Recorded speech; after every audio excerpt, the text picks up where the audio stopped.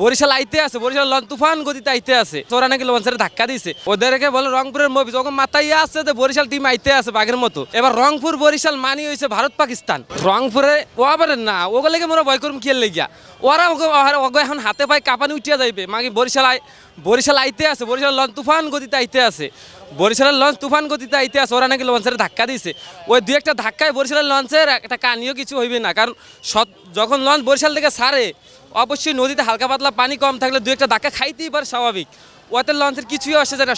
সকালবেলা ঠিকই লঞ্চ সদরঘাটে আইসা পৌঁছাইবে এবং ট্রফি লইয়া ইনশাল্লাহ এবার বরিশালে যাইবে।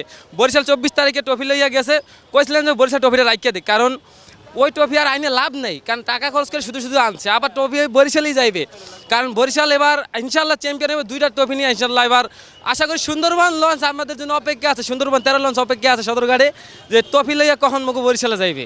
ওরা ওদের একটা কথা কয় কি রংপুরের মফিজ, ওদেরকে বলে রংপুরের মফিজ যখন মাথায় আসছে যে বরিশাল টিম আইতে আছে বাঘের মতো।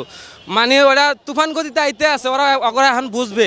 গত বছর সেমিফাইনাল ওরা গত বছর একটা না 7টা না 8টা ম্যাচ জিতছে, যে পরে 1 নম্বর থেকে ওরা প্লে অফে গেছে, ওখানে কুমিল্লা হারাইয়া দিছে, পরে বরিশালের কাছে যাইছে মামুর বাটা করে বাড়ি পাঠাইয়া দিছে, ওকে বাড়ি পাঠাইয়া দিচ্ছে। এইবারও ওকে মোরাই বাড়ি পাঠাইমু ইনশাআল্লাহ। অসাধারণ অসাধারণ। বরিশালের মালিক মিজানুর রহমান তিনি বলেছে যে আমার ক্রিকেট নিয়ে কোনো ব্যবসা নাই, আমার ক্রিকেট হচ্ছে আবেগ, আমার ক্রিকেট হচ্ছে আবেগ।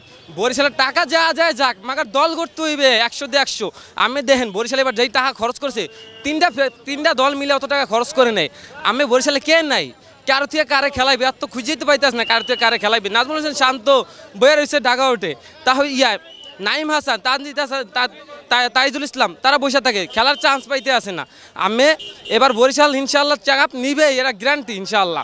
এবার তো আশা করি যে লঞ্চে যাইবে কাপ। পদ্মা সেতু না মগো ঐতিহ্য হচ্ছে লঞ্চ, লঞ্চের মতন মজা তো কেউ পাইবেন না। আমি গাড়িয়ে যান, গাড়ি সারা জায়গাতে বইয়ে থেকে আমি ঘুমাই, লঞ্চে আমরা হাঁটি চলি খাই ঘুমাই লিভ। লঞ্চে কী লাগবে আপনার, সব আছে লঞ্চে।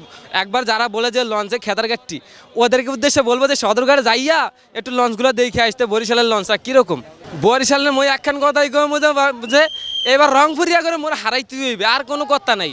এবার রংপুর বরিশাল মানি হয়েছে ভারত পাকিস্তান। রংপুরে এবার হারাইয়া দিব আমরা ইনশাআল্লাহ, রংপুরে হারাইয়া চ্যাম্পিয়ন এবার মোরাই হমু, এটা গ্যারান্টি।